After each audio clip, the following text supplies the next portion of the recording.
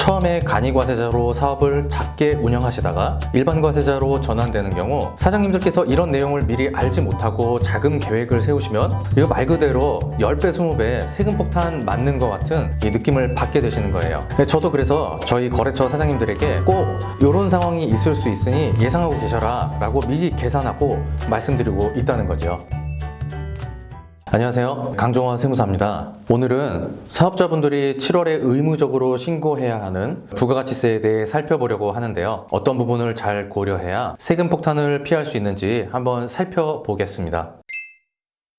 사업을 하기 전에 직장을 다니거나 프리랜서 등으로 일할 때는 부가세라는 걸 신경 쓸 필요도 없고 고민해 본 적도 없는 게 일반적이거든요. 근데 사업자 등록을 내는 순간 부가세는 가장 먼저 신고하는 세금이기도 하고 가장 중요한 세금이기도 합니다. 우리 세법은 사업자의 경우 크게 세 가지의 세금 신고 의무를 두고 있는데요. 첫째는 소득세입니다. 개인 사업자라면 종합소득세, 법인 사업자라면 법인 소득세를 신고 납부해야 합니다. 두 번째가 바로 부가세인데요. 내가 사업을 하면서 창출한 재화나 용역의 부가가치에 대해 10%를 납부하도록 설계가 되어 있는 세금입니다. 마지막 세 번째는 인건비를 지출할 경우 내야 하는 원천세라고 할 수 있습니다. 오늘은 이 중 부가가치세에 대해 사업자분들이 체크하셔야 할 부분을 한번 살펴보겠습니다. 부가세는 기본적으로 내가 창출한 부가가치의 10%만큼을 내는 세금인데요. 따라서 매출의 10%가 아니라 창출한 부가가치, 즉 순이익의 10%를 내는 세금입니다. 바로 이 창출한 부가가치를 구하는 방법이 여러 가지가 있는데 우리나라는 전단계 세액공제법이라고 해서 내가 매출한 매출 금액의 10%에서 매입 증빙 자료를 받은 매입 세액을 공제해주는 방법을 채택하고 있습니다. 따라서 부가세 절세의 첫 번째는 매입 비용에 대한 법정 증빙 자료를 빠짐없이 받아야 한다는 것을 말씀드리고 싶습니다.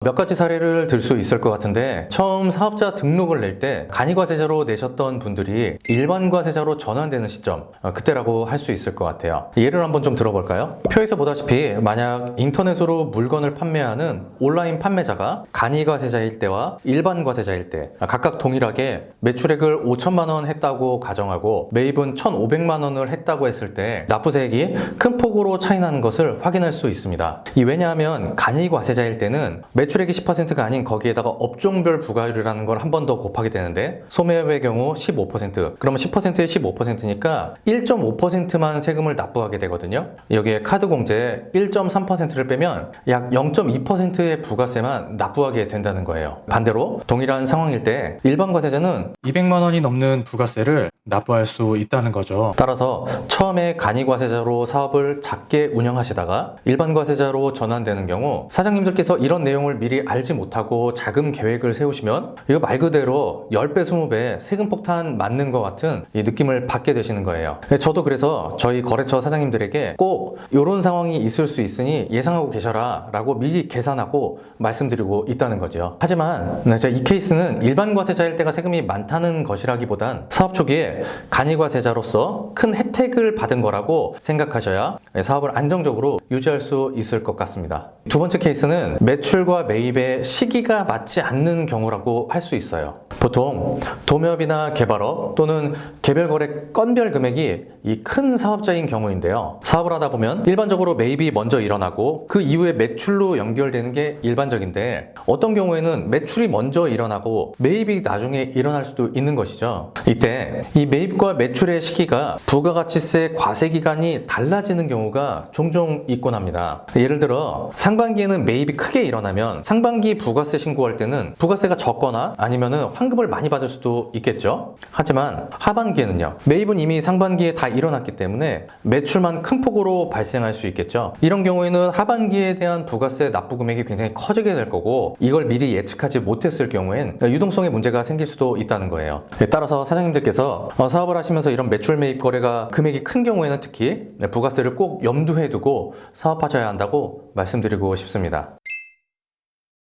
지금까지 세금이 너무 많이 나오는 얘기만 한 것 같은데요. 사실 사업을 하다 보면 세금은 피할 수는 없잖아요. 저도 거래처 사장님들하고 많이 이야기를 나누면 항상 하시는 말씀이 계신데요. 이 세금을 안 내겠다는 건 절대 아니라는 거죠. 어느 정도 내가 사업을 하면서 감당할 수 있는 수준으로 절세하면서 내고 싶다는 게 가장 일반적이거든요. 사실 그런 걸 도와드리는 게 저희 같은 세무사의 역할이기도 하고요. 그래서 부가세 절세 몇 가지만 말씀드려 볼게요. 첫째, 너무 당연하게도 세금 계산서를 잘 받으시는 것입니다. 사실 사업을 하다 보면 이 유혹의 손길을 느낄 때가 너무 많거든요. 예를 들어 계산서 안 하면 10% 깎아준다, 뭐 이런 달콤한 말이죠. 하지만 일반 과세자 또는 법인 사업자라면 이겨내셔야 합니다. 지금 10%를 좀 더 내더라도 부가세 신고할 때 요거 그대로 공제받을 수 있거든요. 그러니 이런 건 원칙대로 좀 사업하셨으면 좋겠습니다. 둘째, 사업용 카드 등록입니다. 요즘은 사업과 관련된 매입을 꼭 세금 계산서 거래로만 하는 건 아니거든요. 제가 실무를 하다 보면 카드 사용 비율이 점점 늘고 있는 게 이제 현실인데요. 국세청 홈택스에 사업용 신용카드 등록만 해놓으셔도 부가세 공제, 그리고 소득세, 법인세까지 공제 받을 수 있으니 꼭 잊지 말고 등록하는 습관을 들이셨으면 좋겠습니다. 한 가지 유의할 사항은 카드가 유효기간 만료로 갱신되는 경우에는 홈택스에서는 자동으로 연동되지 않으니 이 경우 꼭 다시 등록하셔야 합니다. 셋째, 현금을 사용하시는 경우 지출 증빙용으로 현금 영수증을 발급받으셔야 합니다. 우리가 현금 영수증 받을 때 전화번호 누르잖아요. 이건 근로자일 때 연말정산을 받으시는 분들이 하는 방법이에요. 부가세를 내는 우리 사업자분들은 꼭 지출 증빙으로 해달라고 하시고 사업자 등록번호를 누르는 습관을 들이셔야 합니다. 말 안 하면 포스기에는 기본으로 보통 소득공제용, 즉 근로자용으로 세팅이 되어 있거든요.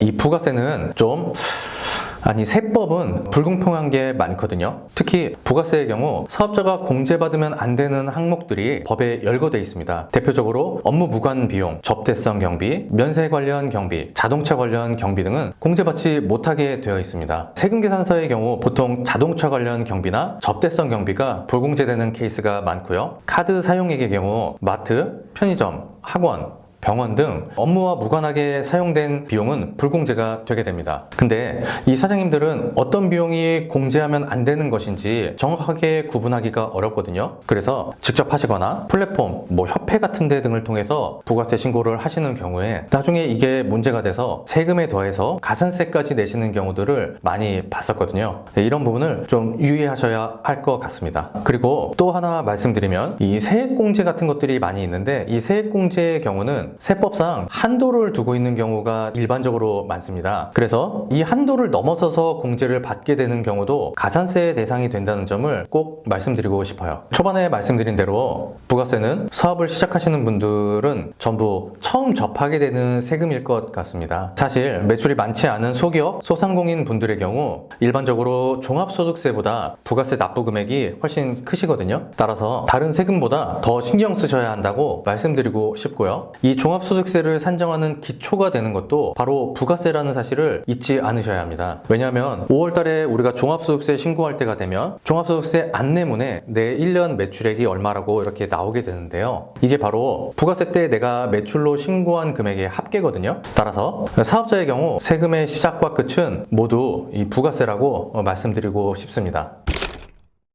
오늘은 중요성을 강조하고 또 강조해도 부족하지 않은 부가세에 대해서 알아봤는데요. 사업하시는 사장님 또는 대표님들께 조금이나마 도움이 됐으면 좋겠습니다. 더 궁금한 내용이 있으시면 저희 홈페이지나 아니면은 카카오톡으로 문의 주시면 친절하게 답변 드리도록 하겠습니다. 앞으로도 저희 모두텍스TV에서 세금과 관련된 유익한 내용들을 매주 업로드할 예정이니 구독과 좋아요, 많은 시청 부탁드리겠습니다. 감사합니다.